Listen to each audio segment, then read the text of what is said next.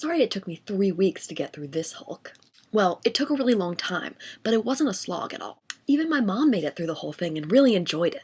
Wait, that came out wrong. She reads a lot of books, but usually our tastes don't overlap. So it's especially relevant that I'm reviewing this book this week, because my mom read it also, and it was just Mother's Day.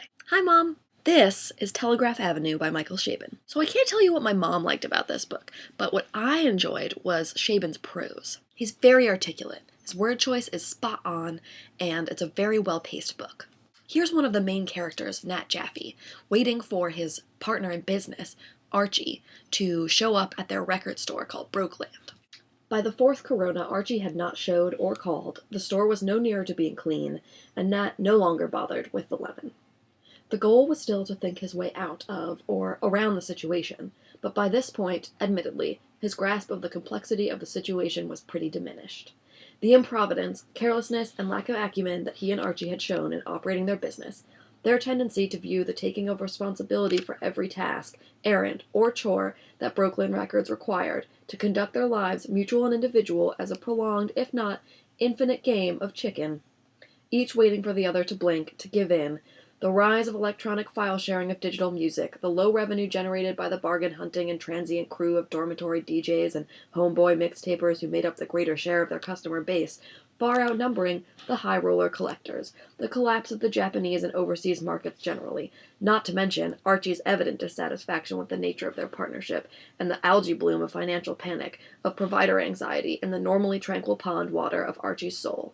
All these proximate and precipitating causes of the imminent failure of Brokeland Records seemed, by the fourth Corona, to have been rinsed from Nat's mind, leaving only a mildew-black residue of rage against Gibson Good.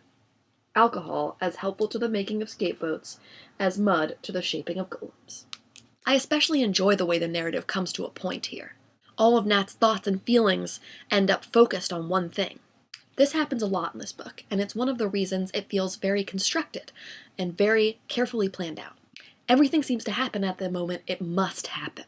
In some books, this can feel very heavy-handed, like you're being pushed along in a story where all the pieces perfectly line up and snap into place. Like people are always walking into a room at the exact opportune moment to hear something awkward. Here, though, it contributes to the overall nostalgia for a bygone era of record stores and jazz enthusiasm. It does this by removing the responsibility for this change in the state of the world from the characters and placing it instead on the culture at large, on fate or destiny or whatever you want to call it, the ambiguous, amorphous slog of progress that pushes the old out and brings the new in, whether you're ready for it or not.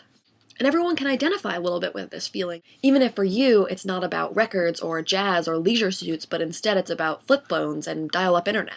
Nostalgia can stagnate a novel, but here it moves as a driving force, even if it's driving these two record store owners straight into the ground.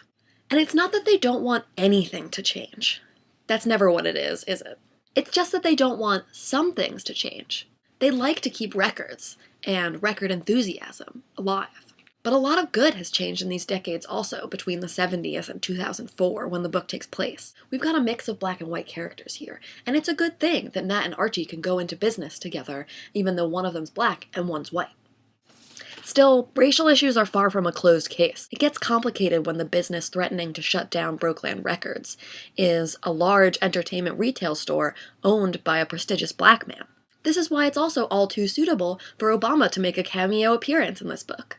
The perfect paragon of our complicated racial moment. And it's great advice, too. You'll have to read the book to find out what it is, though. This is Telegraph Avenue, and you're watching Brave Little Books.